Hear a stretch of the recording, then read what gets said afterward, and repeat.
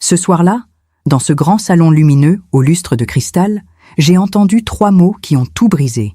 La vieille ringarde et puante est arrivée. C'est la fiancée de mon petit-fils qui les a prononcés. En souriant, Malik a baissé les yeux. Il ne m'a pas défendu. Il ne savait pas qui j'étais vraiment. 5 minutes plus tard, ils l'ont appris de la pire des manières. Je m'appelle Anaëlle Rochefort. J'ai 63 ans. Et voici l'histoire que j'ai portée seule, bien trop longtemps. Tout a commencé un soir de novembre 2025. Un vendredi. Le ciel était gris ardoise, ce gris parisien d'automne qui avale la lumière avant 17 heures. J'avais mis ma robe marine, celle en crêpe de laine, sobre et élégante. Mes cheveux étaient relevés en chignon bas.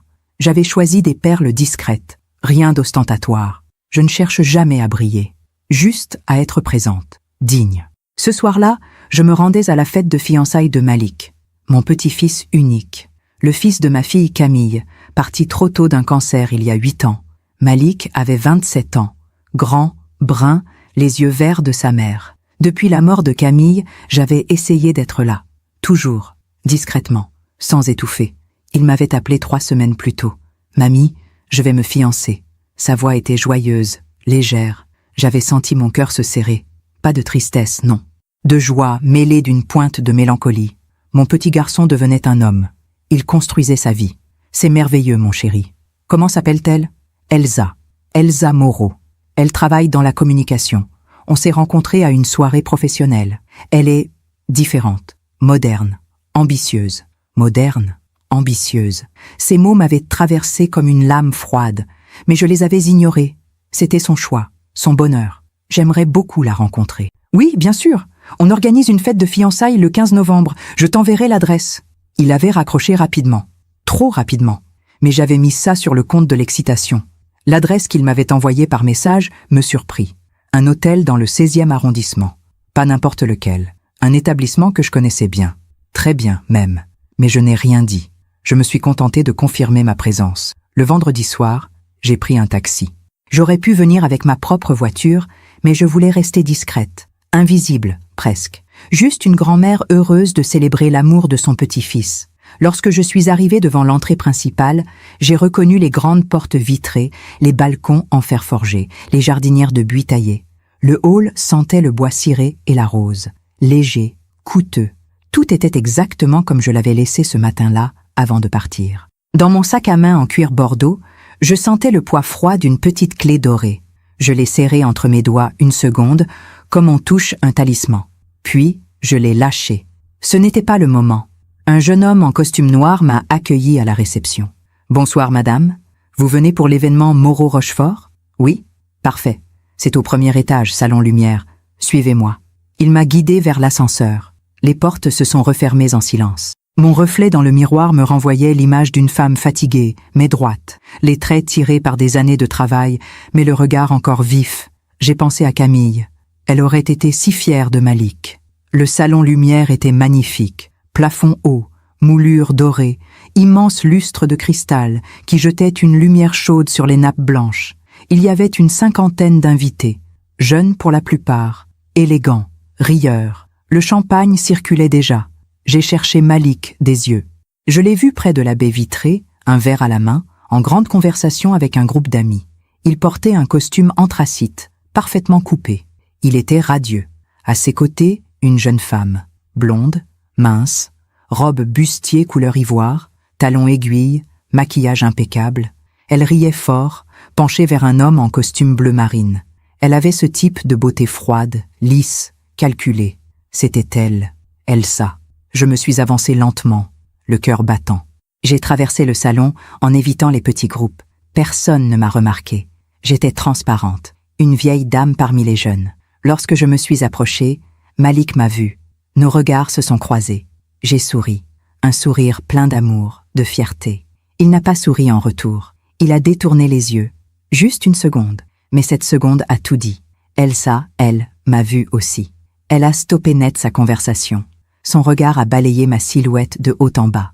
Mes chaussures plates, ma robe marine, mon chignon, mon absence de bijoux tape à l'œil. Puis elle a penché la tête vers une jeune femme à côté d'elle, une amie sans doute, et elle a dit, assez fort pour que j'entende, « Ah, la vieille ringarde et puante est arrivée. Elle a souri.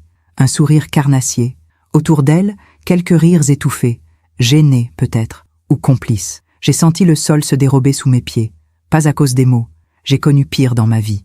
Mais à cause de Malik. Il était juste à côté d'elle. Il avait entendu. J'en suis certaine. Ses épaules se sont crispées. Ses mâchoires se sont serrées. Mais il n'a rien dit. Il a baissé les yeux vers son verre. Il a bu une gorgée. Puis, il s'est tourné vers un autre invité et a repris la conversation comme si de rien n'était. Il ne m'a pas défendu. Je suis restée figée quelques secondes. Peut-être 10. Peut-être une éternité. Les lustres au-dessus de moi brillaient trop fort. Les rires résonnaient trop fort. Le champagne sentait trop sucré. Je me suis approchée quand même. Pas pour me venger. Pas pour crier. Juste pour comprendre. « Bonsoir, Malik. » Ma voix était calme. Trop calme. Il a levé les yeux.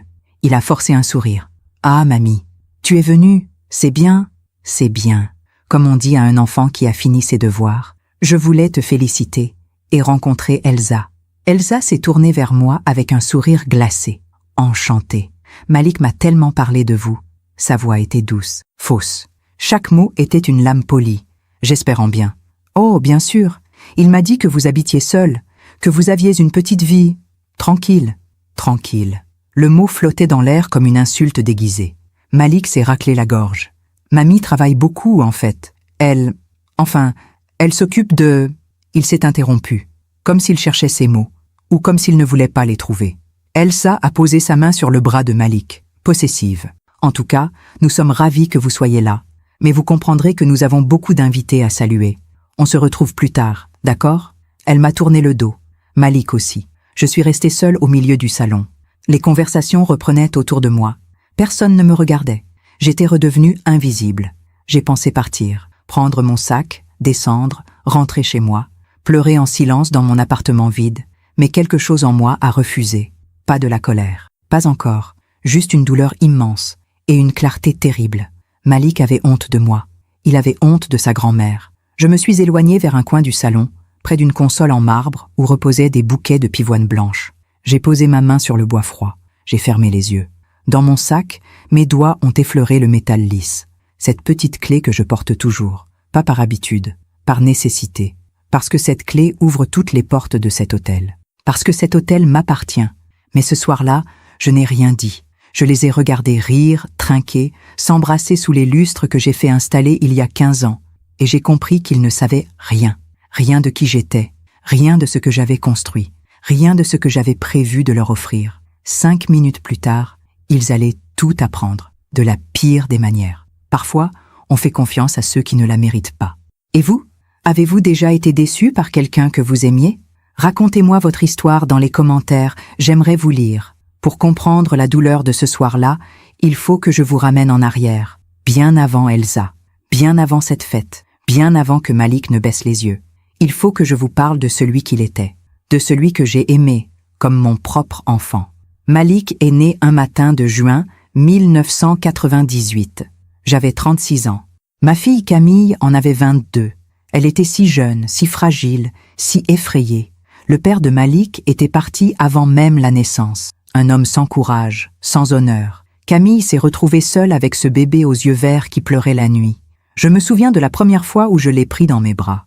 Il était si petit, si léger. Il sentait le lait et le savon doux.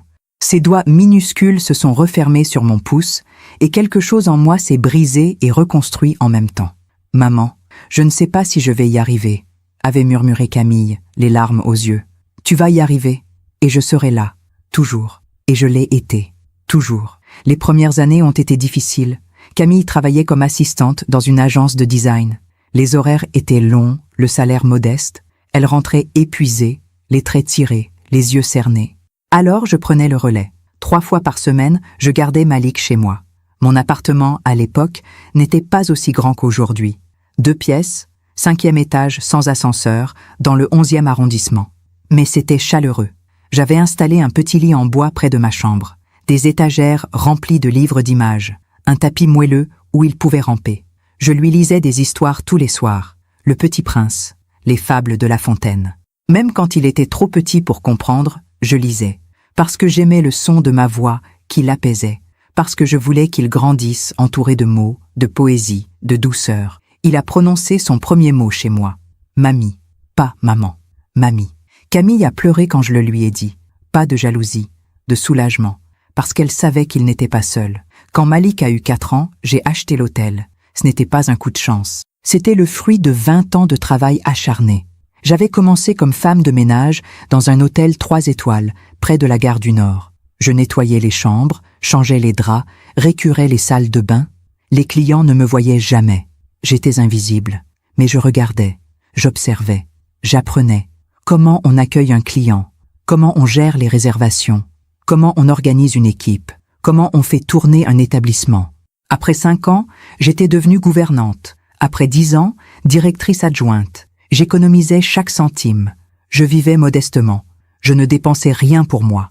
Tout était pour Camille et pour Malik. En 2002, un petit hôtel particulier dans le 16e arrondissement a été mis en vente. 20 chambres, façade bourgeoise, jardin intérieur. Il était délabré, mal géré, au bord de la faillite. Les banques ne voulaient pas prêter.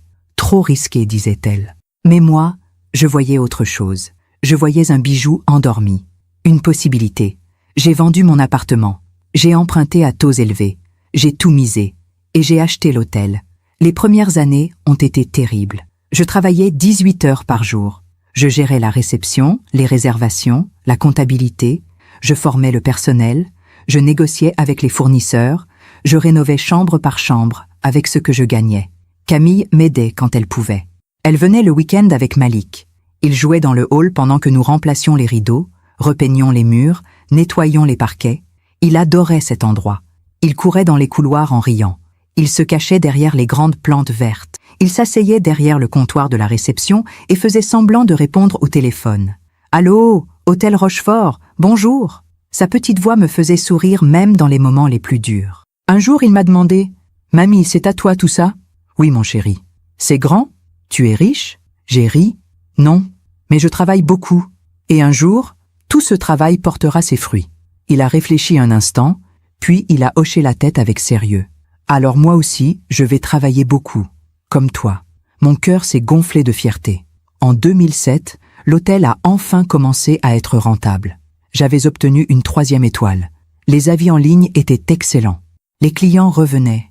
J'avais une équipe solide, fidèle. Je pouvais enfin respirer. Camille aussi allait mieux. Elle avait trouvé un meilleur poste. Elle louait un appartement plus spacieux. Malik entrait au collège. C'était un garçon doux, intelligent, curieux. Il aimait lire, il aimait dessiner.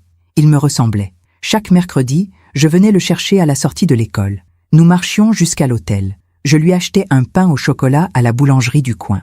Nous nous installions dans le petit bureau derrière la réception et il faisait ses devoirs pendant que je travaillais.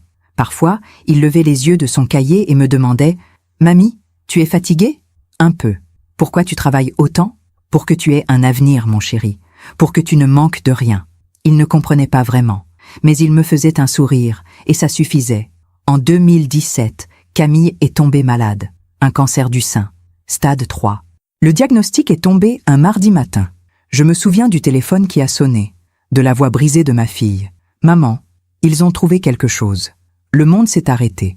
Les mois qui ont suivi ont été un cauchemar. Chimiothérapie, radiothérapie, chirurgie.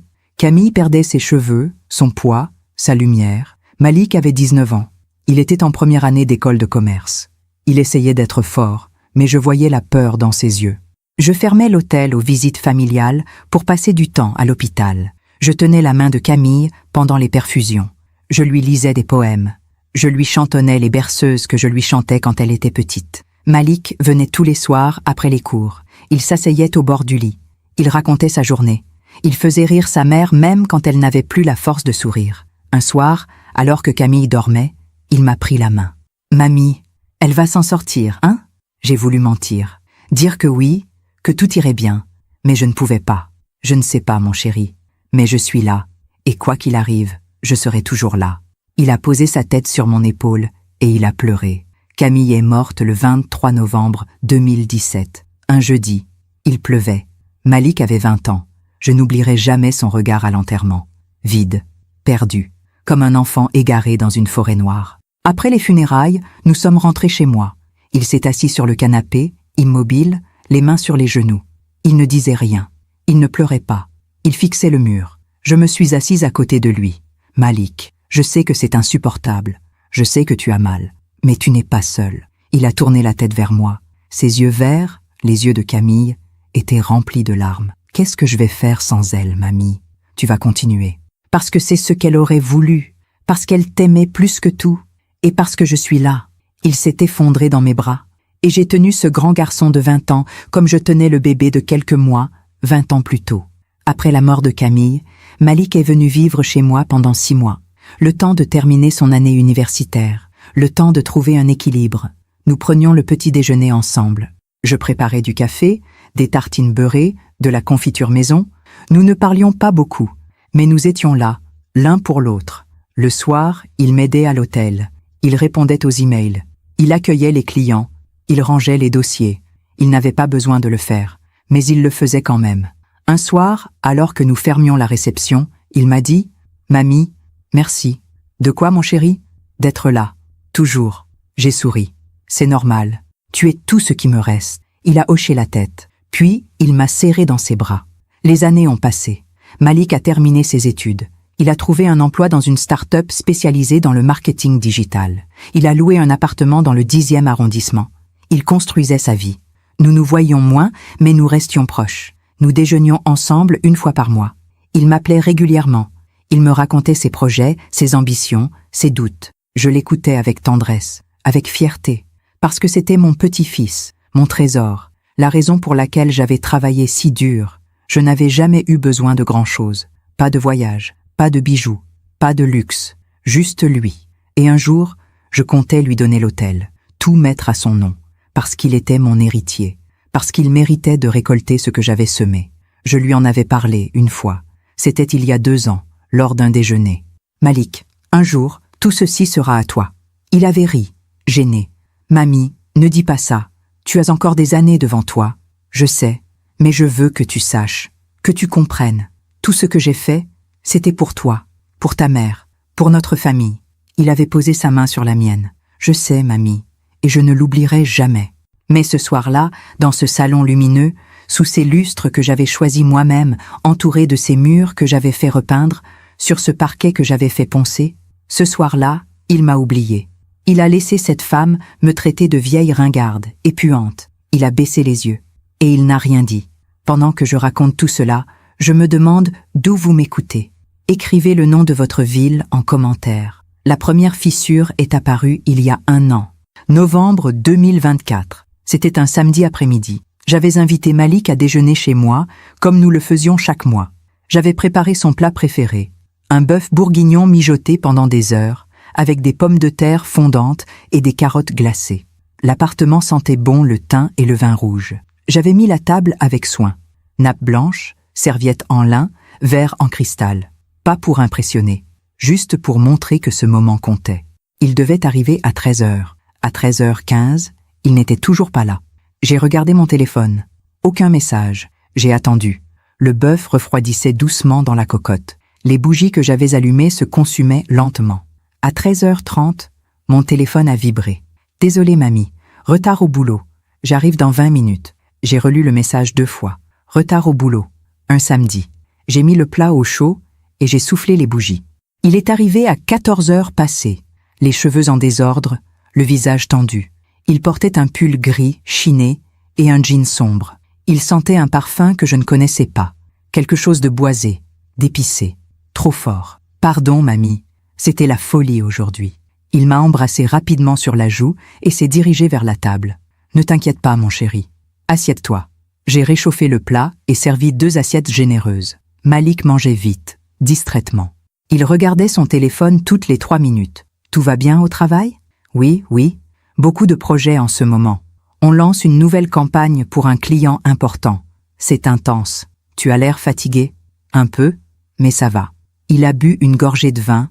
Son regard était ailleurs, fuyant. « Malik ? Oui ? Tu es sûr que tout va bien ?» Il a levé les yeux vers moi.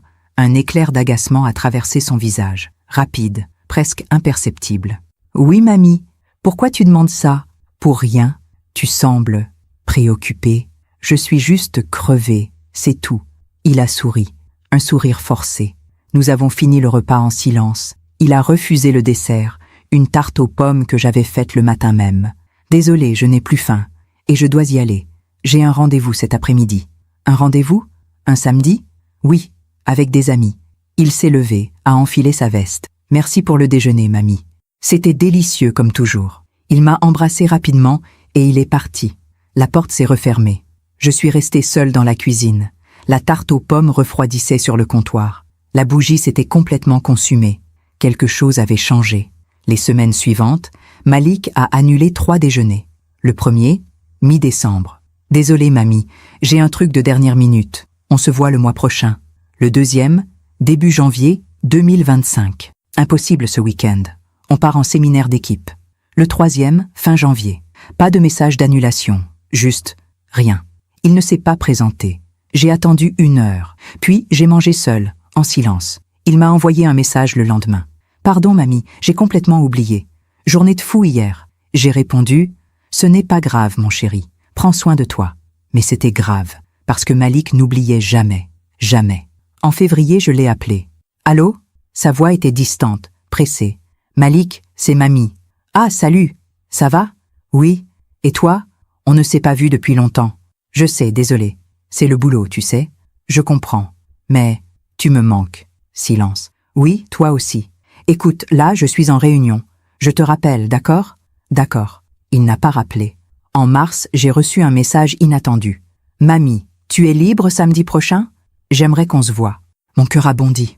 Enfin. Bien sûr, mon chéri, avec plaisir. Parfait. On se retrouve au café près de chez toi. 15 heures. Un café. Pas chez moi. Pas un déjeuner. Un café.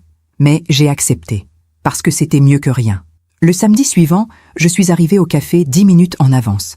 J'avais mis une robe beige, un foulard en soie. Je voulais avoir l'air en forme. Heureuse. Malik est arrivé avec 15 minutes de retard. Il portait un blouson en cuir, des lunettes de soleil sur la tête. Il avait l'air différent, plus urbain, plus distant. Il s'est assis en face de moi, a commandé un espresso. Alors, quoi de neuf, mamie? Pas grand-chose. L'hôtel tourne bien. J'ai refait la décoration de 3 chambres. Ça donne un coup de frais. Ah, super. Il regardait son téléphone. Et toi, le travail? Ça va. Beaucoup de stress, mais ça va. Tu as l'air fatigué. Oui, un peu. Silence. Malik? Oui? Pourquoi tu voulais me voir aujourd'hui? Il a levé les yeux. Il a souri. Un sourire étrange. En fait, j'avais quelque chose à te dire. Mon cœur s'est serré. Quoi donc? J'ai rencontré quelqu'un. Une femme. Mon estomac s'est noué. Pas de jalousie. Juste une intuition. Un pressentiment. C'est merveilleux, mon chéri. Comment s'appelle-t-elle? Elsa. Elsa Moreau. Elle travaille dans la communication. Elle est incroyable, très dynamique, ambitieuse. Elle a une vision claire de ce qu'elle veut dans la vie. Il parlait vite, les yeux brillants. Je suis contente pour toi. J'aimerais la rencontrer. Oui, bien sûr, un jour. Mais pour l'instant, on prend notre temps. Tu sais, on veut construire quelque chose de solide avant de... Il s'est interrompu. Avant de quoi? Avant de présenter nos familles. Nos familles.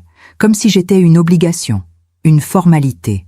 Je comprends, mais je ne comprenais pas. Après ce café, les semaines se sont espacées. Les messages aussi. Malik répondait de moins en moins. Toujours occupé, toujours débordé. En avril, je l'ai croisé par hasard dans le 10e arrondissement. Je sortais d'une réunion avec mon comptable. Lui marchait main dans la main avec une jeune femme blonde, mince, élégante, lunettes de soleil, sac à main griffé. Je me suis approchée. Malik, il s'est retourné. Son visage s'est figé. « Mamie, qu'est-ce que tu fais là? J'avais un rendez-vous dans le quartier. » La jeune femme m'a regardé de haut en bas.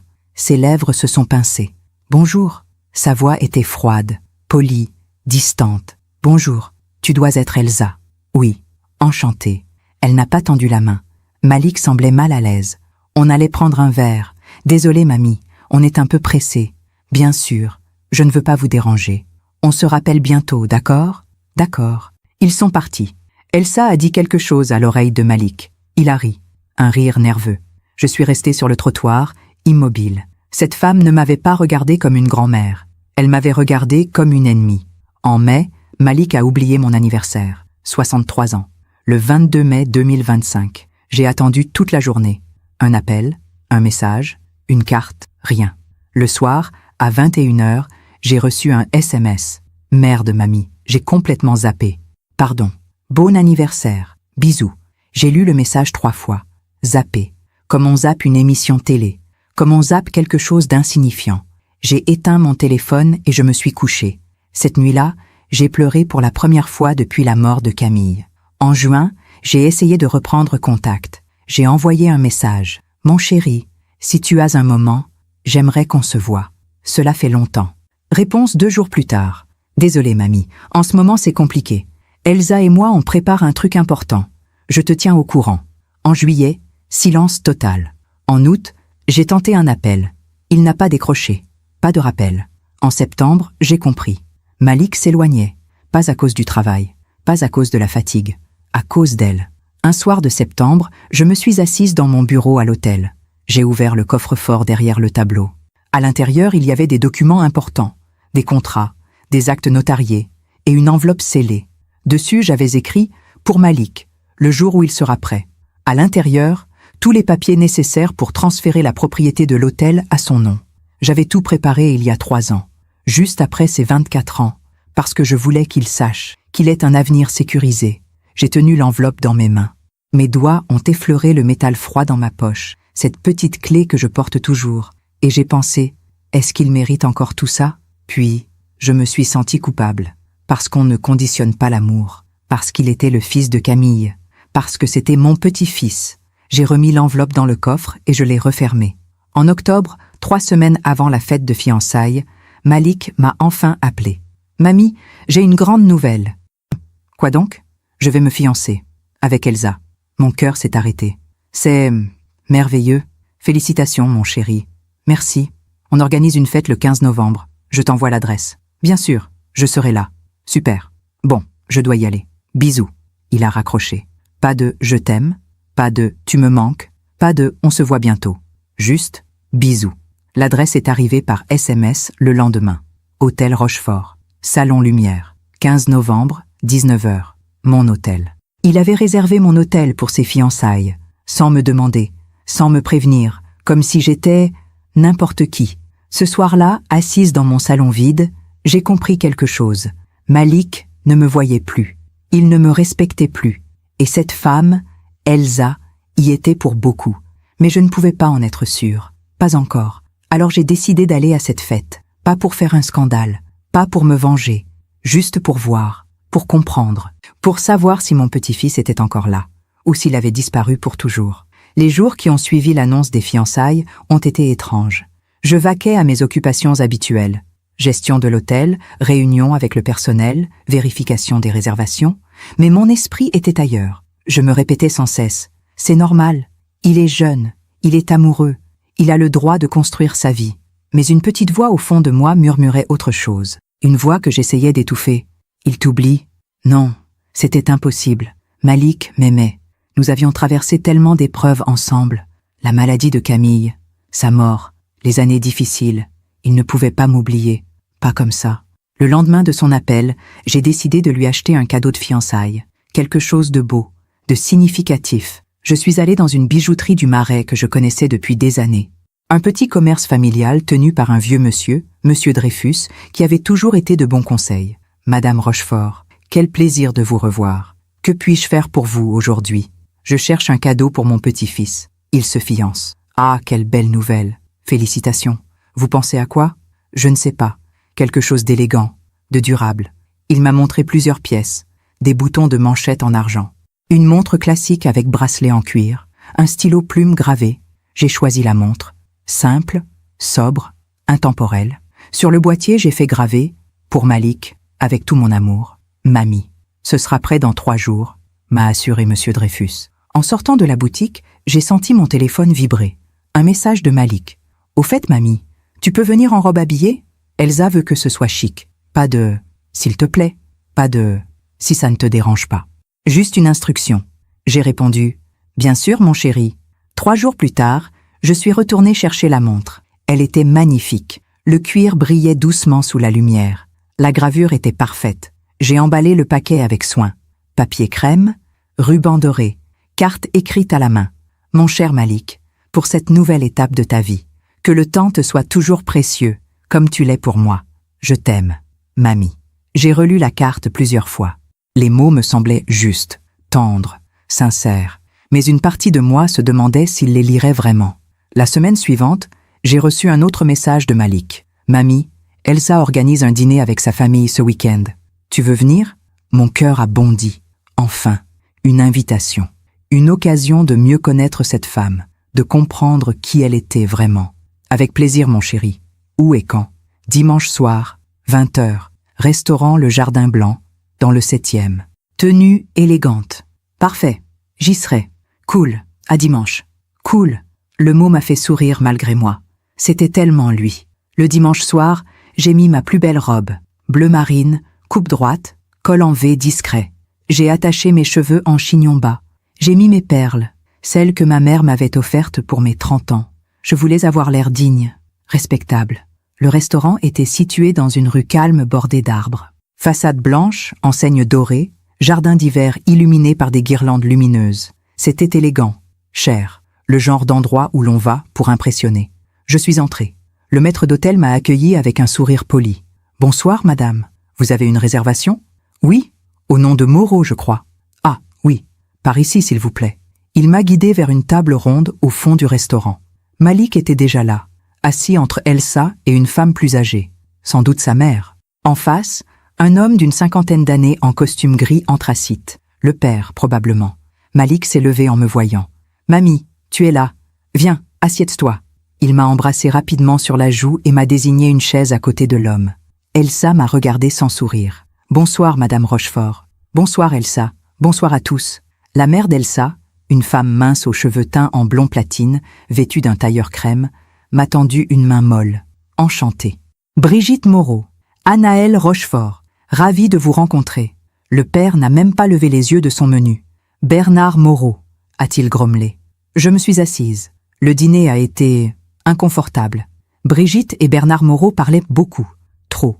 Ils racontaient leurs vacances en Toscane, leur nouvelle résidence secondaire à Deauville, les projets professionnels de Bernard dans l'immobilier. Elsa les écoutait en souriant, acquiesçant régulièrement. Malik aussi souriait. Un sourire figé. Moi, je restais silencieuse. Personne ne m'adressait la parole. Personne ne me posait de questions. À un moment, Brigitte s'est tournée vers Malik. « Alors, mon cher Malik, Elsa nous a dit que tu travaillais dans le marketing digital. C'est un secteur d'avenir, n'est-ce pas? » « Oui, absolument. On accompagne des start-up dans leur stratégie de communication. C'est passionnant. Et tu gagnes bien ta vie? » La question m'a choquée, directe, indiscrète. Malik a ri nerveusement. « Ça va, je ne me plains pas. Parce qu'il faut être réaliste, mon garçon. Elsa a l'habitude d'un certain confort. Il faudra que tu puisses le lui offrir. » Le silence s'est installé. Malik a baissé les yeux. J'ai senti la colère monter en moi, mais je me suis tue. Ce n'était pas ma place, pas mon rôle.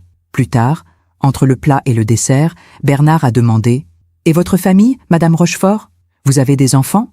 J'avais une fille, Camille. Elle est décédée il y a 8 ans. « Oh, désolé. » Il n'avait pas l'air désolé. Il avait l'air ennuyé. « Et vous vivez seul? »« Oui. Vous travaillez encore? »« Oui. Je gère un petit hôtel. »« Ah, un hôtel. » Il a échangé un regard avec Brigitte. Un regard que je n'ai pas compris.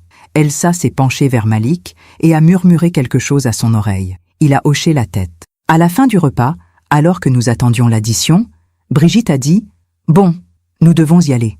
Demain, nous avons une journée chargée. » Elle s'est levée, suivie de Bernard.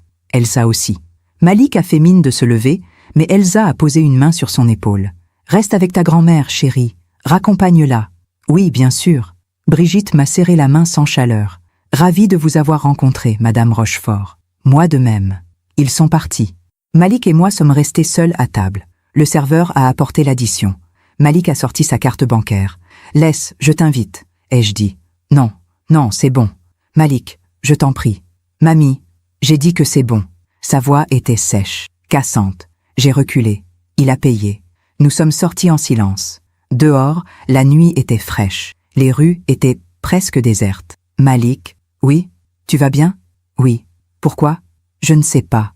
Tu as l'air tendu. » Il a soupiré. « C'est juste que les parents d'Elsa peuvent être un peu directs, mais ils sont sympas au fond. »« Directs? Ils t'ont demandé combien tu gagnais? » C'est normal. Ils veulent savoir si je peux subvenir aux besoins de leur fille. Subvenir aux besoins? Malik, nous sommes en 2025. Elsa travaille. Elle peut subvenir à ses propres besoins. Il a ri. Un rire amer. Mamie, tu ne comprends pas. Elsa a été élevée dans un certain milieu. Elle a certaines attentes. C'est normal. Quelles attentes? Elle veut une belle vie, une maison, des voyages, de la stabilité. Et toi, tu veux ça aussi? Il a hésité. Oui, je crois. Je l'ai regardé. Mon petit-fils, mon trésor. Cet homme de 27 ans qui me semblait soudain si loin. Malik, tu es sûr qu'elle t'aime pour ce que tu es? Il s'est raidi. Qu'est-ce que tu veux dire? Rien. Oublie.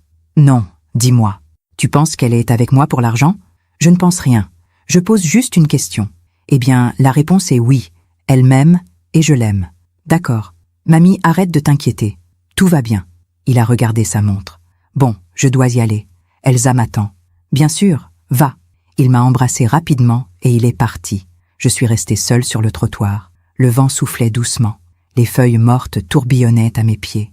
Et pour la première fois, j'ai eu peur. Peur que Malik ne soit plus le garçon que j'avais élevé. Peur qu'il soit devenu quelqu'un d'autre. Quelqu'un que je ne reconnaissais plus. Les jours suivants, j'ai essayé de me raisonner. Tu exagères. Tu es juste jalouse. C'est normal. Toutes les grand-mères sont jalouses quand leur petit-fils se marie. Mais ce n'était pas de la jalousie. C'était de l'inquiétude et du chagrin. Une semaine avant la fête de fiançailles, j'ai reçu un appel de mon équipe à l'hôtel. Madame Rochefort, nous avons reçu une demande de réservation pour le Salon Lumière, le 15 novembre. Oui, je sais, c'est pour mon petit-fils. Ah, d'accord, parfait. Ils demandent un service complet. Traiteur, champagne, décoration florale. Très bien, faites le nécessaire. Entendu? Ah, et ils demandent aussi si vous pourriez leur faire un tarif préférentiel. J'ai froncé les sourcils. Un tarif préférentiel? Oui. La personne qui a appelé, Madame Moreau, je crois, a dit qu'elle espérait que vous pourriez faire un geste commercial, vu que c'est pour votre famille. Mon sang s'est glacé. Je vois. Que dois-je répondre? Dites-leur que c'est offert, entièrement. Vraiment? Oui, c'est pour mon petit-fils. Très bien, madame. J'ai raccroché. Mes mains tremblaient.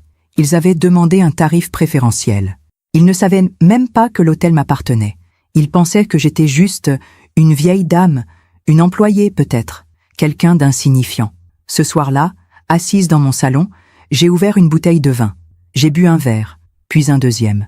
Je regardais les photos accrochées au mur. Camille enfant, Camille adolescente, Camille avec Malik dans ses bras, Malik bébé, Malik à 5 ans, Malik à 10 ans, souriant devant l'autel. Mon petit-fils, mon trésor, celui pour qui j'avais tout fait. Et maintenant, il ne savait même plus qui j'étais. J'ai pensé annuler la fête, fermer le salon, dire non. Mais je ne pouvais pas, parce que c'était son jour, son bonheur, même si ce bonheur me détruisait. Alors, j'ai décidé d'y aller, de sourire, de me taire, de me soumettre. Encore une fois, comme toujours, les jours précédant la fête de fiançailles ont été étranges. Une agitation sourde habitait mon esprit. Je m'occupais comme d'habitude. Vérification à l'hôtel, rendez-vous avec les fournisseurs, supervision du personnel, mais une partie de moi restait en alerte, comme si j'attendais quelque chose, ou comme si je redoutais quelque chose.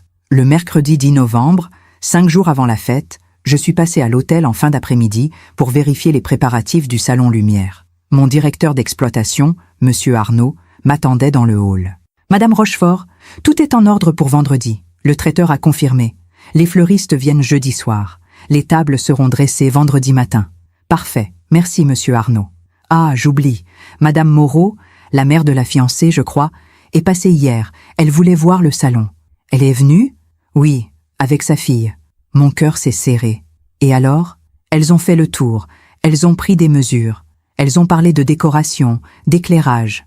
Elles avaient beaucoup d'exigences. Quel genre d'exigences? Elles voulaient changer la disposition des tables, ajouter des bougies partout, installer un photobooth dans le coin et...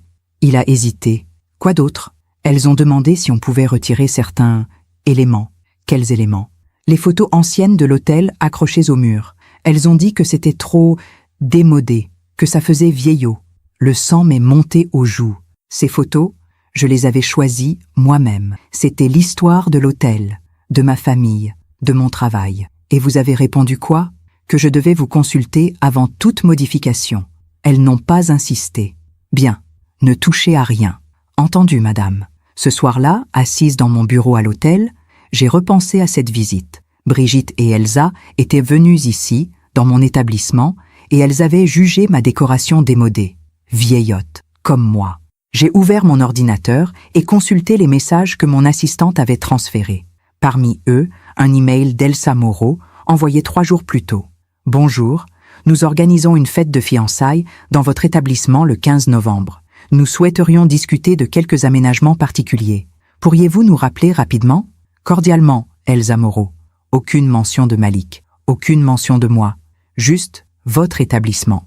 Comme si j'étais une simple prestataire de service. Le jeudi 11 novembre, je suis allée déjeuner avec mon amie Sylvie. Nous nous connaissions depuis 30 ans. Elle avait été témoin de toute ma vie, le divorce d'avec le père de Camille, la maladie de ma fille, l'achat de l'hôtel, les années difficiles. Nous nous sommes retrouvés dans un petit bistrot du 5e arrondissement. Sylvie était déjà installée quand je suis arrivée. Grande, cheveux gris coupés courts, lunettes rondes, sourire chaleureux. « Anaëlle, tu as l'air fatiguée. Bonjour à toi aussi. » Elle a ri. « Pardon, bonjour. Mais c'est vrai, tu as l'air préoccupée. » Je me suis assise. J'ai commandé une salade niçoise et un verre de vin blanc. C'est Malik. Qu'est-ce qu'il a fait? Il se fiance. Oh, eh bien, c'est une bonne nouvelle, non? Je ne sais pas. Elle a froncé les sourcils. Pourquoi? Je lui ai tout raconté. Le dîner avec les parents d'Elsa, le message pour le tarif préférentiel, la visite de Brigitte et Elsa à l'hôtel, leur demande de retirer mes photos. Sylvie m'a écouté sans m'interrompre. À la fin, elle a soupiré. « Anaëlle, tu crois que cette fille est avec Malik pour de bonnes raisons? Je ne sais pas. J'espère que oui. Mais tu en doutes? Oui. Qu'est-ce qui te fait douter? Tout. Sa famille, sa froideur, la façon dont elle regarde Malik. Comme si c'était un projet, un investissement. Et Malik, il s'en rend compte? Je ne crois pas. Il est aveuglé. Par l'amour, par l'ambition. Sylvie a pris ma main. « Anaëlle, je te connais. Tu es quelqu'un de bien. Tu as toujours tout fait pour Malik. Mais, parfois, il faut laisser les gens faire leurs propres erreurs. Même si ça les détruit. Même. Parce que sinon, ils ne grandiront jamais. » Ces mots m'ont transpercé. Le vendredi 12 novembre, 3 jours avant la fête, j'ai reçu un appel inattendu. Un numéro inconnu. « Allô? Madame Rochefort? Oui. Bonjour. Ici, Claire Dubois, ancienne collègue de Malik. Nous avons travaillé ensemble l'année dernière. Ah, bonjour. Excusez-moi de vous déranger. J'ai eu votre numéro par une amie commune. J'ai appris que Malik allait se fiancer. Oui, silence. Madame Rochefort, je ne sais pas si je devrais vous dire ça. Mais je me sens obligée. Mon cœur s'est accéléré. De quoi parlez-vous? Elsa Moreau, la fiancée de Malik. Je la connais. Nous avons fait nos études ensemble. Ah, elle a une réputation. Quel genre de réputation? Elle sort toujours avec des hommes qui ont un certain potentiel, financier, professionnel. Elle est très calculatrice, très ambitieuse. Malik n'est pas riche. Je sais, mais elle a hésité. Mais quoi? J'ai entendu dire qu'elle pensait que Malik avait des connexions, une famille aisée. Qui lui a dit ça? Je ne sais pas. Peut-être Malik lui-même. Ou peut-être qu'elle a fait des suppositions. En tout cas, elle croit qu'il a de l'argent, ou qu'il en aura. Pourquoi me dites-vous tout ça? Parce que Malik est quelqu'un de bien. Il mérite mieux, et vous aussi. Merci. Je suis désolée. Je ne voulais pas vous bouleverser. Mais je pensais que vous deviez savoir. Vous avez bien fait. Elle a raccroché. Je suis restée immobile, le téléphone à la main. Elsa pensait que Malik avait de l'argent. Mais il n'en avait pas. Pas vraiment. Tout ce qu'il avait, c'était moi. Et l'hôtel. Le samedi 13 novembre, 2 jours avant la fête, Malik m'a envoyé un message. « Mamie, tu viens toujours vendredi, hein? »« Bien sûr, mon chéri. »« Cool. Elsa a hâte de te revoir. » Mensonge. Je le savais. Il le savait. Mais nous jouions tous les deux ce jeu. Moi aussi. À vendredi. Bisous. J'ai posé le téléphone. Dans mon sac à main, j'ai senti le poids familier. Cette petite clé que je porte partout. J'ai pensé à l'enveloppe scellée dans mon coffre, les papiers de transfert de propriété. Et j'ai pensé, est-ce que tout ça vaut encore quelque chose? Le dimanche 14 novembre, la veille de la fête, j'ai fait quelque chose que je n'avais jamais fait. J'ai cherché Elsa Moreau sur Internet. Son profil LinkedIn était impressionnant. diplômée d'une école de commerce parisienne, plusieurs postes dans des agences de communication prestigieuses, photos professionnelles impeccables, sourire parfait. J'ai cliqué sur ses autres réseaux sociaux. Instagram, des centaines de photos, voyages luxueux, restaurants étoilés, sacs à main de marque, chaussures hors de prix. Et puis, j'ai vu quelque chose. Une photo datant de mars 2025, 8 mois plus tôt. Elsa dans un restaurant chic, bras dessus bras dessous avec un homme, grand, costaud, cheveux grisonnants. La légende disait « dîner d'affaires avec mon mentor préféré ». Mais ce n'était pas un dîner d'affaires, pas avec ce regard, pas avec cette proximité. J'ai cliqué sur les commentaires. Une amie avait écrit « Toujours en bonne compagnie, ma belle ». Elsa avait répondu avec un emoji clin d'œil. Mars 2025. Malik m'avait dit qu'il était avec Elsa depuis février. Donc, elle voyait encore cet homme 1 mois après avoir rencontré Malik. J'ai fermé mon ordinateur. Mes mains tremblaient. Ce soir-là, j'ai à peine dormi. Je repensais à tout. La photo, l'appel de Claire, les demandes d'Elsa à l'hôtel, son regard froid, ses sourires calculés, et Malik, mon Malik, aveuglé, manipulé, ou peut-être complice, peut-être qu'il savait, peut-être qu'il avait menti, sur sa situation, sur sa famille, sur moi, pour impressionner cette femme, pour la garder. Le lundi 15 novembre au matin, le jour de la fête, je me suis levée tôt. J'ai pris une douche, j'ai choisi ma robe marine, j'ai attaché mes cheveux, j'ai glissé ma main dans mon sac, la clé était là, froide, lourde. Je l'ai serrée un instant, puis je l'ai lâchée. Ce soir, j'irai à cette fête, et je verrai qui était vraiment mon petit-fils, et qui était vraiment cette femme qu'il avait choisie. Le 15 novembre 2025, 19h. Je me tenais devant l'entrée de mon hôtel. Les grandes portes vitrées reflétaient les lumières de la rue. Le ciel était d'un gris profond, presque noir. L'air sentait la pluie qui ne tombait pas encore. J'ai inspiré profondément. Puis, je suis entrée. Le hall était exactement comme je l'avais quitté ce matin. Marbre blanc, bois ciré, lumière douce des appliques murales. Mon équipe travaillait en silence, avec cette efficacité discrète que j'avais toujours exigée. À la réception, Sophie, ma réceptionniste depuis 10 ans, m'a salué d'un sourire. « Bonsoir, Madame Rochefort. »« Bonsoir, Sophie. Tout est prêt au premier étage. Monsieur Arnaud vous attend si vous avez besoin de quelque chose. »« Merci. » Elle a hésité. « Madame, vous allez bien ?»« Oui, pourquoi ? Vous avez l'air fatiguée. » J'ai forcé un sourire. Une longue journée. Mais ça va. Profitez de la soirée. C'est une belle occasion. Oui, une belle occasion. Je me suis dirigée vers l'ascenseur. Les portes se sont refermées en silence. J'ai regardé mon reflet dans le miroir. Robe marine, chignon bas, perles discrètes, une vieille dame invisible.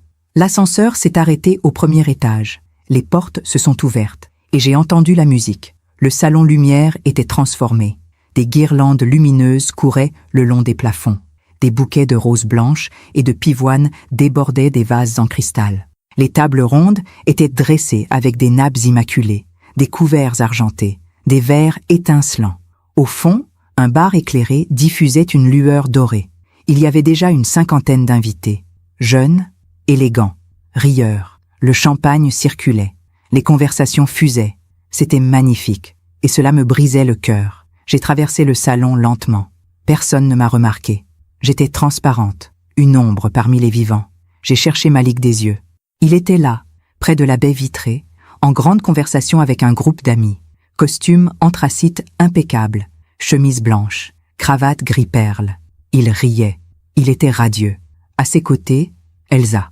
Elle portait une robe bustier couleur ivoire qui épousait parfaitement sa silhouette. Ses cheveux blonds tombaient en boucles souples sur ses épaules. Son maquillage était parfait. Elle brillait. Elle était belle, froide, calculée, mais belle. Je me suis avancée, pas à pas, le cœur battant. Quand je suis arrivée près d'eux, Malik m'a vue. Nos regards se sont croisés. J'ai souri, un sourire plein d'amour. Il n'a pas souri en retour. Il a juste détourné les yeux. 1 seconde. Mais cette seconde a tout dit. Elsa m'a vue aussi. Elle a stoppé net sa conversation. Son regard a balayé ma silhouette de haut en bas, mes chaussures plates, ma robe marine, mon chignon. Puis elle s'est penchée vers une jeune femme à côté d'elle, une amie, visiblement, et elle a dit, assez fort pour que j'entende, « Ah, la vieille ringarde et puante est arrivée. » Elle a souri en disant ça, un sourire carnassier. Autour d'elle, quelques rires étouffés, gênés ou complices. Le temps s'est arrêté. Je ne respirais plus. Les lustres au-dessus de moi brillaient trop fort. La musique résonnait trop fort. Les rires étaient trop aigus. J'ai regardé Malik. Il était juste à côté d'elle. Il avait entendu, j'en suis certaine. Ses épaules se sont crispées. Ses mâchoires se sont serrées. Mais il n'a rien dit. Il a baissé les yeux vers son verre. Il a bu une gorgée. Puis il s'est tourné vers un autre invité et a repris la conversation. Comme si je n'existais pas. Comme si ces mots n'avaient jamais été prononcés. Je suis restée figée. 10 secondes. 20. Une éternité. Quelque chose en moi s'est brisé. Pas avec fracas. Doucement. Comme une fissure qui s'élargit lentement jusqu'à ce que tout s'effondre. Mon petit-fils. Mon trésor. Celui pour qui j'avais tout sacrifié. Il venait de me trahir. Je me suis approchée quand même. Pas pour crier. Pas pour me venger. Juste pour comprendre. Pour vérifier si j'avais bien vu ce que je pensais avoir vu. Bonsoir, Malik. Ma voix était calme. Trop calme. Il a levé les yeux. Il a forcé un sourire. Ah, mamie, tu es venue. C'est bien, c'est bien. Comme on félicite un enfant d'avoir fini ses devoirs. Je voulais te féliciter. Et rencontrer Elsa. Elsa s'est tournée vers moi. Son sourire était glacé, poli, faux. Enchanté. Malik m'a tellement parlé de vous. Mensonge. J'espère en bien. Oh, bien sûr. Il m'a dit que vous habitiez seul, que vous aviez une petite vie. Tranquille, tranquille. Le mot flottait dans l'air comme une insulte déguisée. Malik s'est raclé la gorge. Mamie travaille beaucoup, en fait. Elle s'occupe de... Il s'est interrompu, comme s'il cherchait ses mots, ou comme s'il refusait de les trouver. Elsa a posé sa main sur le bras de Malik, possessive. En tout cas, nous sommes ravis que vous soyez là. Mais vous comprendrez que nous avons beaucoup d'invités à saluer. On se retrouve plus tard, d'accord? Elle m'a tourné le dos. Malik aussi. Je suis restée seule au milieu du salon. Les conversations reprenaient autour de moi. Les rires, les verres qui tintaient. La musique qui jouait en fond. Personne ne me regardait. J'étais redevenue invisible. Je me suis éloignée vers un coin du salon, près d'une console en marbre où reposaient des bouquets de pivoine blanche. J'ai posé ma main sur le bois froid. J'ai fermé les yeux. Et j'ai compris. Malik avait honte de moi. Il avait honte de sa grand-mère. Peut-être même leur avait-il menti. Sur moi, sur ma vie, sur ce que je faisais, pour paraître plus riche, plus important. Pour impressionner cette femme et sa famille. Dans mon sac, mes doigts ont trouvé le métal froid. Cette petite clé que je porte toujours. Celle qui ouvre toutes les portes de cet hôtel. Parce que cet hôtel m'appartient. J'ai construit cet endroit pierre par pierre, chambre par chambre, année après année. Ces lustres, je les ai fait installer. Ces murs, je les ai fait repeindre. Ce parquet, je les ai fait poncer. Ce salon dans lequel ils riaient, trinquaient, se congratulaient, il était à moi. Et ils ne le savaient pas. Aucun d'eux. Pas Elsa, pas ses parents, pas les invités. Et surtout, pas Malik. Pendant des années, j'avais travaillé en silence, discrètement, sans jamais me vanter, sans jamais étaler ma réussite, parce que je n'avais pas besoin de reconnaissance, juste de l'amour de mon petit-fils. Mais cet amour, il n'existait plus. Il m'avait oublié, effacé, comme on efface une vieille photo floue qu'on ne veut plus voir. J'ai regardé autour de moi. Elsa riait, entourée de ses amis. Elle levait son verre, elle rayonnait. Brigitte et Bernard Moreau discutaient avec d'autres couples, l'air satisfait, triomphant. Malik souriait, serrait des mains, acceptait des félicitations. Personne ne pensait à moi. Personne ne se demandait où j'étais. Si j'allais bien, si j'étais blessée. Alors j'ai pris une décision. Pas par colère, pas par vengeance, mais par dignité. Je me suis dirigée vers la sortie du salon. J'ai descendu l'escalier. Je suis entrée dans mon bureau au rez-de-chaussée. J'ai fermé la porte derrière moi. J'ai ouvert mon coffre-fort. J'ai sorti une feuille de papier à en-tête de l'hôtel.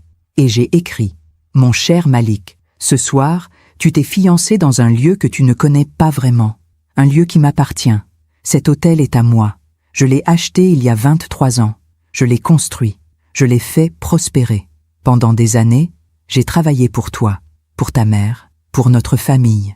J'avais prévu de tout te léguer, de mettre l'hôtel à ton nom, parce que tu étais mon trésor, ma raison de vivre. Mais ce soir, tu m'as montré qui tu es devenu. Tu as laissé cette femme m'insulter. Tu as baissé les yeux. Tu n'as rien dit. Tu as eu honte de moi. Alors j'ai compris. Tu ne mérites plus ce que j'avais prévu de te donner. Je ne te maudirai pas. Je ne te haïrai pas. mais je ne te donnerai rien non plus. Tu construiras ta vie seule, comme je l'ai fait. Et peut-être qu'un jour, tu comprendras ce que tu as perdu. Adieu Malik. Mamie. J'ai plié la lettre. Je l'ai glissée dans une enveloppe blanche. J'ai écrit son nom dessus. Puis j'ai appelé Monsieur Arnaud. Oui, Madame Rochefort? Monsieur Arnaud, je veux que vous fermiez le salon lumière. Immédiatement. Pardon? Vous avez bien entendu. Appelez la sécurité. Faites évacuer tous les invités. Poliment mais fermement. La fête est terminée. Mais, madame, c'est la fête de votre petit-fils. Je sais, faites-le quand même. Silence. Très bien, madame. Et donnez-lui cette lettre, à lui seul. Entendu? 5 minutes plus tard, j'ai entendu le tumulte, des voix surprises, des protestations, des questions, puis le silence. Je suis sorti de mon bureau. J'ai traversé le hall désert. À la réception, Sophie me regardait, les yeux écarquillés. Madame, qu'est-ce qui se passe? Rien. Tout va bien. Mais, bonne soirée, Sophie. Je suis sorti de l'hôtel. Dehors, la pluie avait commencé à tomber. Fine, froide. Je n'ai pas ouvert mon parapluie. J'ai marché dans la nuit, sous la pluie, seule. Et pour la première fois depuis longtemps, je me suis sentie libre. Je me demande encore si j'ai fait le bon choix. Et vous? Qu'auriez-vous fait à ma place? Je suis rentrée chez moi ce soir-là trempée jusqu'aux os. Mes cheveux défaits collaient à mon visage. Ma robe marine était lourde d'eau. Mes chaussures grinçaient à chaque pas, mais je ne sentais rien. Ni le froid, ni la fatigue, ni même la tristesse. Juste un vide immense. Mon appartement était silencieux, trop silencieux. J'ai allumé les lumières, j'ai retiré mes chaussures, j'ai accroché mon manteau. Puis je me suis assise sur le canapé, immobile. Les minutes ont passé, les heures peut-être. Je regardais le mur en face de moi, les photos de Camille, les photos de Malik, enfant. Ce petit garçon aux yeux verts qui courait dans les couloirs de l'hôtel en riant. Ce petit garçon qui me prenait la main et me disait « Mamie, tu es la plus gentille du monde ». Il avait disparu. À sa place, il y avait un homme que je ne reconnaissais plus. Mon téléphone a vibré vers 23 heures. Un message de Malik. « Mamie, qu'est-ce que tu as fait ?» Pas de « Comment vas-tu ?» Pas de « Pourquoi ?» Juste une accusation. J'ai fixé l'écran. Mes doigts tremblaient. J'ai voulu répondre. Expliquer. Me justifier. Mais je n'ai rien écrit. Parce qu'il y a des choses qui ne peuvent pas s'expliquer par message. Parce qu'il y a des silences qui disent tout. J'ai éteint mon téléphone. Le lendemain matin, samedi 16 novembre, je me suis réveillée avec un sentiment étrange. Pas de regret, pas de culpabilité, juste une clarté froide. J'avais fait ce qui devait être fait. J'avais posé une limite. Et maintenant, il fallait vivre avec les conséquences. Mon téléphone affichait 12 appels manqués, tous de Malik, et 3 messages. Le premier, envoyé à minuit, « Mamie, réponds-moi, c'est important ». Le deuxième, envoyé à 2 heures du matin, « Je ne comprends pas, pourquoi tu as fait ça ?» Le troisième, envoyé à 7 heures, « Il faut qu'on parle ». Je n'ai répondu à aucun. À 10 heures, on a sonné à ma porte. Je savais qui c'était. J'ai ouvert. Malik se tenait devant moi, les traits tirés, les yeux rouges, les cheveux en désordre. Il portait le même costume que la veille, froissé maintenant. Il avait l'air épuisé. « Mamie, entre. » Il est entré. Il s'est arrêté au milieu du salon. Il ne s'est pas assis. « Pourquoi tu as fait ça ?» Sa voix était dure, cassante. « Tu sais pourquoi ?»« Non, je ne sais pas. Tu as tout gâché. Tu as humilié Elsa. Tu m'as humilié. Devant tout le monde. Je l'ai regardé, calmement. Je t'ai humilié ? Oui. Et toi ? Tu penses que tu ne m'as pas humilié ? Il a secoué la tête. De quoi tu parles ? Malik, elle m'a traité de vieille ringarde et puante, devant tout le monde. Et toi, tu n'as rien dit. Tu as baissé les yeux. Tu as continué à boire ton champagne. Je n'ai pas entendu. Mensonge. Ne mens pas. Tu étais juste à côté d'elle. Il a détourné le regard. Même si j'ai entendu, qu'est-ce que tu voulais que je fasse ? Que je fasse un scandale en pleine fête ? Je voulais que tu me défendes. Mamie, c'était une blague. Elle ne pensait pas vraiment ça. Une blague ? Ma voix tremblait maintenant. Une blague, Malik ? Traiter ta grand-mère de vieille puante, c'est une blague ? Elle était stressée. C'est sa fête de fiançailles. Elle voulait que tout soit parfait. Et moi, je comptais pour rien ? Bien sûr que si, mais... Mais quoi ? Mais tu aurais pu faire un effort. J'ai senti mon cœur se glacer. Un effort ? Oui, venir mieux habillé, parler aux gens, te mélanger. Au lieu de rester dans ton coin comme... Il s'est interrompu. Comme quoi ? Comme une vieille dame triste. Le silence s'est installé, lourd, écrasant. Je vois. Ma voix était calme maintenant. Trop calme. Donc le problème, c'était moi, pas elle, pas toi, moi. Mamie, je ne dis pas ça. Si, c'est exactement ce que tu dis. Écoute, je suis désolée si tu t'es senti blessée, mais tu as complètement exagéré. Fermer le salon, faire évacuer tout le monde, laisser cette lettre. Il a sorti l'enveloppe de sa poche, froissée. Cette lettre, c'est cruel, mamie. Cruel? Oui, me dire que je ne mérite rien, que tu ne me donneras rien. Après tout ce que... Il s'est arrêté. Après tout ce que quoi, Malik? Après tout ce que tu as fait pour moi? Non. Après tout ce que nous avons vécu ensemble. Justement, tout ce que nous avons vécu. Ta mère, sa maladie, sa mort, les années où je t'ai élevé, où je t'ai nourri, où je t'ai soutenu. Et maintenant, tu as honte de moi. Je n'ai pas honte de toi. Si, tu as honte. Tu ne leur as même pas dit que cet hôtel m'appartient. Il a pâli. Comment tu... Elsa et sa mère sont venues visiter le salon. Elles ont demandé à retirer mes photos. Elles ont demandé un tarif préférentiel, comme si j'étais une simple employée. Et toi, tu n'as rien dit. Tu ne leur as rien expliqué. Parce que tu avais honte. Ce n'est pas ça. Alors c'est quoi? Il a hésité. Je voulais qu'ils me voient pour ce que je suis, pas pour ce que tu as. Pour ce que j'ai? Malik, tu crois que j'ai quoi? De l'argent? Un hôtel? C'est ça qui compte pour toi maintenant? Non. Mais pour eux, oui. Silence. Pour eux. Donc tu le sais. Tu sais qu'Elsa et sa famille sont intéressés par l'argent. Ce n'est pas si simple. Alors explique-moi. Il s'est assis enfin. Il a posé ses mains sur ses genoux. Il fixait le sol. Elsa, elle vient d'un certain milieu. Elle a des attentes. Ses parents aussi. Ils veulent que je réussisse, que j'ai une situation stable, que je puisse offrir une belle vie à leur fille. Et toi, tu veux ça aussi? Oui, je veux réussir. Je veux avoir une belle vie. Pourquoi ce serait mal? Ce n'est pas mal. Mais à quel prix? En reniant ta famille, en me cachant, en mentant? Je n'ai pas menti. Si, par omission. Il a levé les yeux vers moi. Ils étaient pleins de colère. Et toi, mamie, tu ne mens pas? Tu ne joues pas un jeu? De quoi tu parles? Cette lettre, cette menace, je ne te donnerai rien. Comme si tu m'avais acheté avec ton argent. Comme si mon amour était conditionnel. Mon amour n'a jamais été conditionnel. Vraiment?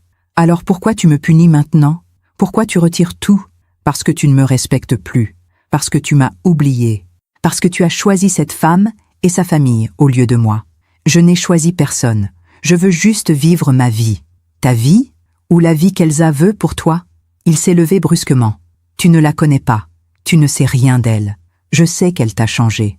Ou peut-être que j'ai grandi, que je ne suis plus le petit garçon que tu veux que je sois. Ces mots m'ont frappé comme une gifle. Je me suis levée aussi. Tu as raison, tu n'es plus ce petit garçon. Ma voix tremblait. Mais moi, je suis toujours la même grand-mère qui t'aimait, qui t'aime encore, malgré tout. Il a secoué la tête. Si tu m'aimais vraiment, tu accepterais mes choix, tu accepterais Elsa. Je les accepterais si elle te rendait heureux, si elle te respectait. Mais ce n'est pas le cas. Tu ne sais rien. Je sais qu'elle t'a manipulé, qu'elle croit que tu viens d'une famille riche, qu'elle est avec toi pour ce qu'elle pense que tu as, ou que tu auras. Il a ri, un rire amer. C'est ça, bien sûr. Tout le monde me manipule, sauf toi. Toi, tu es parfaite. Je ne suis pas parfaite, mais je t'aime sincèrement, sans calcul, sans arrière-pensée. Alors prouve-le. Donne-moi l'hôtel, comme tu avais promis. J'ai reculé. Quoi? Tu as dit que tu voulais me léguer l'hôtel. Alors fais-le, maintenant. Malik, quoi? Si tu m'aimes vraiment, tu devrais me faire confiance. Ce n'est pas une question de confiance. Alors c'est quoi? Du chantage? Tu veux me contrôler? Non, je veux juste que tu ouvres les yeux. Mes yeux sont ouverts, et je vois une vieille femme aigrie qui ne supporte pas que son petit-fils soit heureux. Le silence est retombé, brutal. Je l'ai regardé, ce jeune homme devant moi, ce visage que je connaissais par cœur. Et j'ai réalisé quelque chose de terrible. Je ne le reconnaissais plus. Sors. Quoi? Sors de chez moi. Mamie, maintenant. Il m'a regardé, incrédule. Tu es sérieuse? Oui. Très bien. Il s'est dirigé vers la porte. Il l'a ouverte. Puis il s'est retourné. Tu sais quoi, mamie? Tu as toujours été seule. Et tu finiras seule. Parce que tu ne sais pas aimer sans contrôler. Il est parti. La porte s'est refermée. Je me suis effondrée sur le canapé. Et cette fois, j'ai pleuré. J'ai pleuré pour ce petit garçon perdu. Pour ma fille qui n'était plus là pour le guider. Pour moi qui venais de perdre la seule personne qui me restait. Les jours suivants ont été un brouillard. Je travaillais mécaniquement. Je répondais aux emails. Je gérais l'hôtel. Mais une partie de moi était morte. Malik ne m'a plus contacté. Je n'ai pas essayé de le joindre non plus. Parce qu'il y a des ruptures qui ne se réparent pas. Des mots qui ne s'effacent pas. Des choix qui changent tout. Un soir, 3 jours après notre dispute, j'ai reçu un message d'un numéro inconnu. Madame Rochefort, ici Elsa. Nous devons parler. J'ai fixé l'écran, puis j'ai supprimé le message. Je n'avais rien à lui dire, et elle n'avait rien à m'apprendre que je ne savais déjà. Ce soir-là, seul dans mon salon, j'ai ouvert le coffre derrière le tableau. J'ai sorti l'enveloppe scellée, celle qui contenait les papiers de transfert. Pour Malik, le jour où il sera prêt. J'ai tenu l'enveloppe dans mes mains, puis je l'ai déchirée, lentement, en petits morceaux, et j'ai jeté les morceaux dans la cheminée éteinte. Malik avait fait son choix. Moi aussi.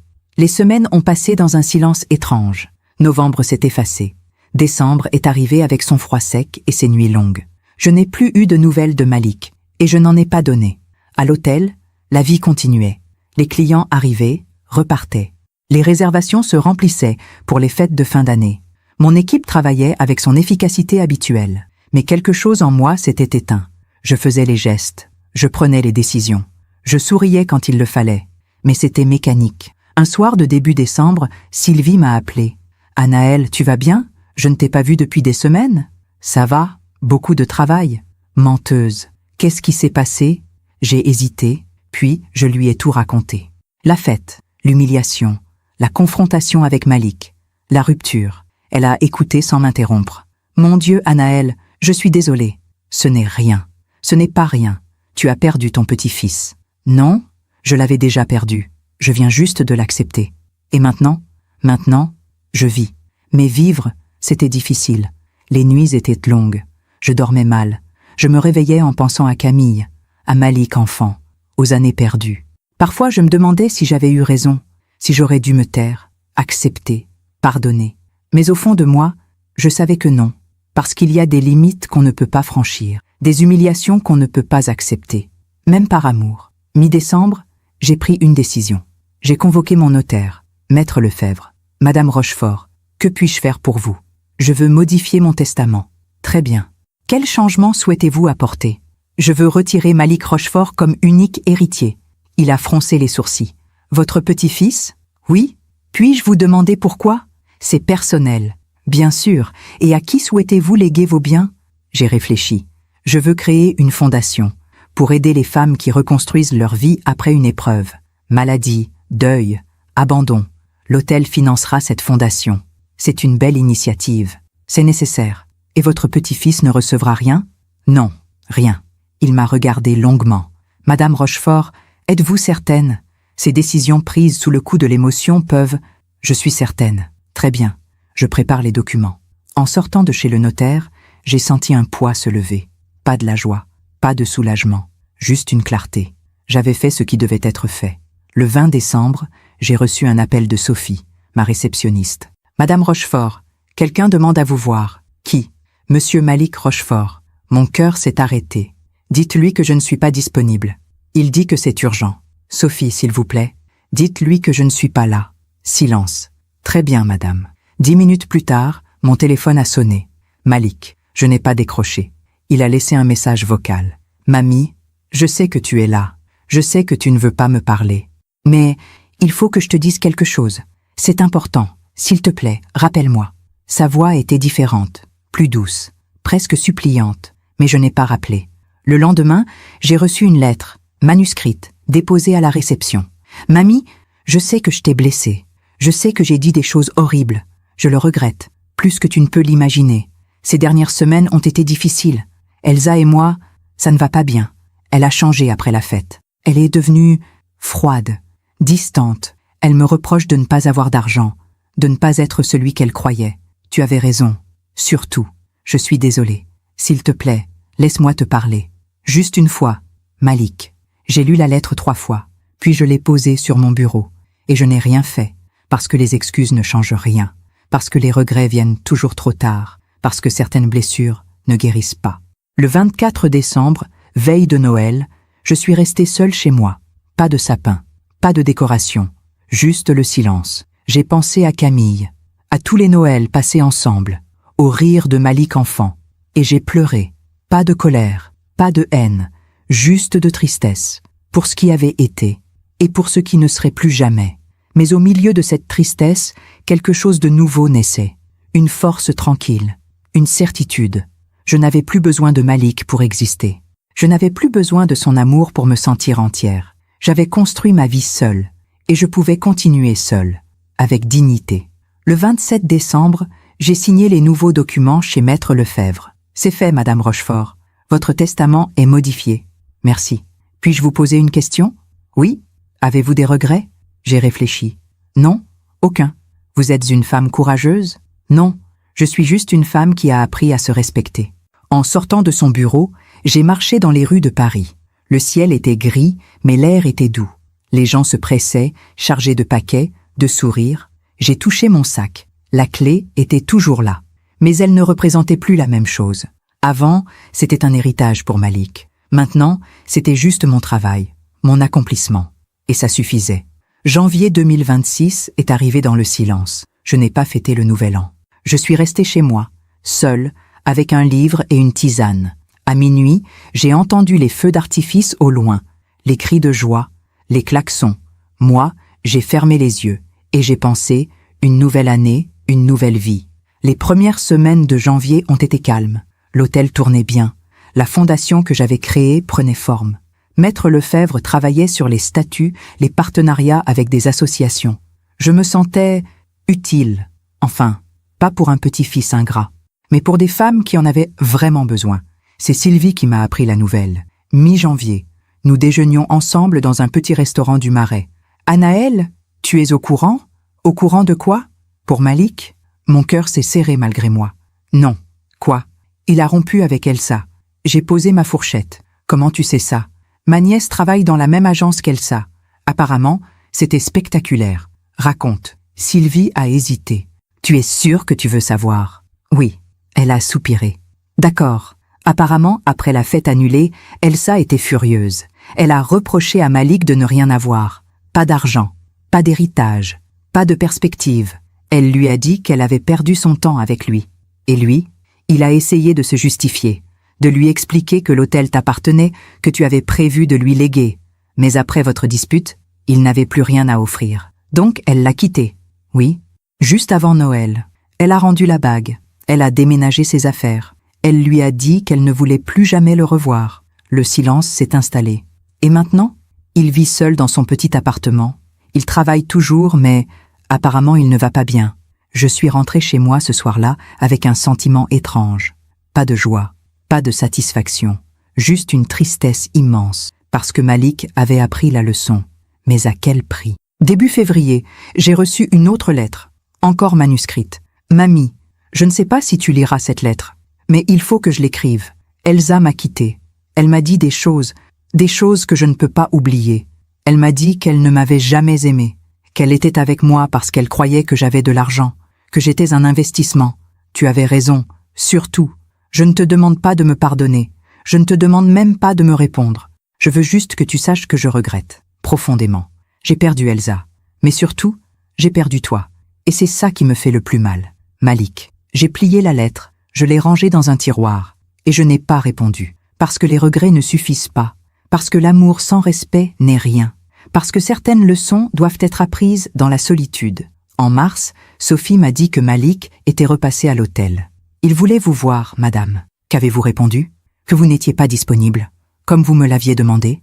Bien, mais, madame, il avait l'air, oui, triste, très triste. J'ai hoché la tête. Merci, Sophie.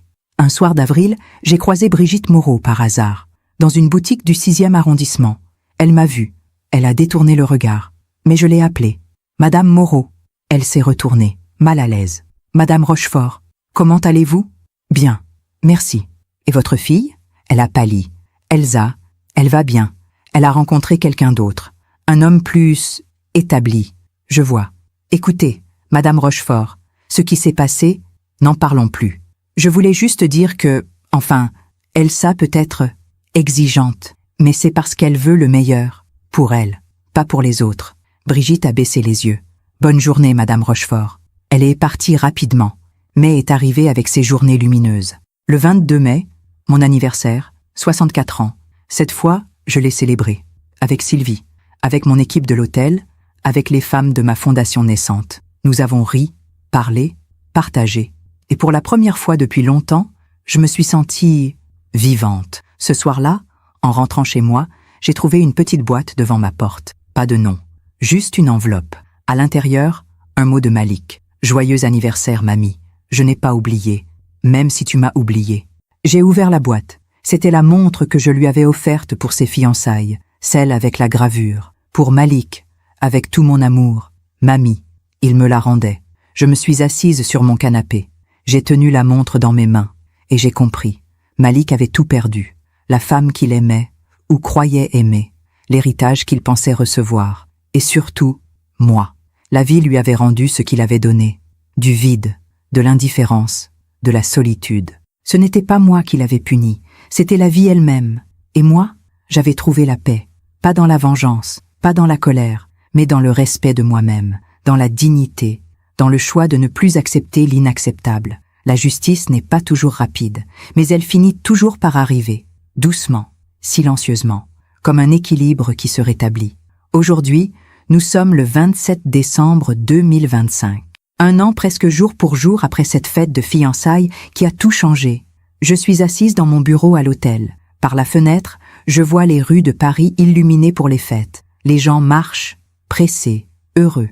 Et moi, je suis en paix. Ma fondation a ouvert ses portes en septembre. Nous avons déjà aidé 15 femmes à reconstruire leur vie, à retrouver leur dignité, leur force. Chaque fois que je rencontre l'une d'elles, je vois un peu de moi, un peu de Camille, un peu de toutes les femmes qui ont dû se battre seules. Et je me dis que mon travail a enfin un sens, pas pour un héritage familial, mais pour quelque chose de plus grand.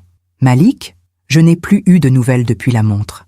Parfois je pense à lui, à ce qu'il est devenu, à ce qu'il ressent. Mais je ne cherche pas à savoir, parce qu'il y a des distances qui sont nécessaires, des silences qui guérissent. Sylvie m'a dit qu'elle l'avait croisé en novembre, dans le métro. Il avait l'air différent, plus mature, plus calme, mais aussi seul. Il va bien? Je ne sais pas, mais il m'a demandé de tes nouvelles. Qu'as-tu répondu?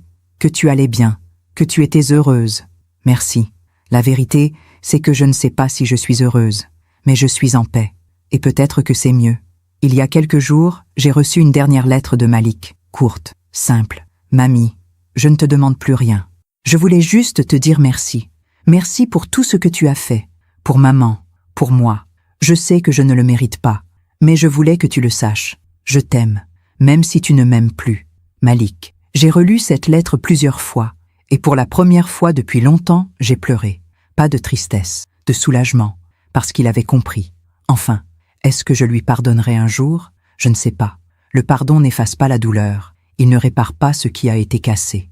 Mais peut-être qu'avec le temps, la blessure deviendra une cicatrice. Et les cicatrices, elles nous rappellent qui nous sommes, ce que nous avons survécu, ce que j'ai appris de cette histoire, que l'amour sans respect n'est rien, que la dignité vaut plus que n'importe quel héritage, que parfois, dire non est la chose la plus courageuse qu'on puisse faire. J'ai 63 ans, bientôt 64. J'ai un hôtel qui tourne bien, une fondation qui aide des femmes à se reconstruire, des amis fidèles, et surtout, je me suis retrouvée. Malik a fait ses choix, moi aussi. La vie nous a donné à chacun ce que nous méritions, pas par vengeance, juste par équilibre. Si mon histoire aide ne serait-ce qu'une femme à ouvrir les yeux, à refuser l'humiliation, à choisir sa dignité plutôt que la soumission, alors tout cela aura eu un sens, parce qu'on n'est jamais trop vieille pour se respecter. On n'est jamais trop seule pour être entière. Et on n'est jamais trop tard pour dire « Assez, merci de m'avoir écouté jusqu'au bout. Si cette histoire a touché votre cœur, abonnez-vous et activez la cloche pour entendre d'autres femmes qui ont transformé la douleur en sagesse. Chaque jour, une femme, une leçon de vie. Partagez cette histoire avec quelqu'un que vous aimez. Parfois, une histoire change toute une journée. Que Dieu vous bénisse et à très bientôt.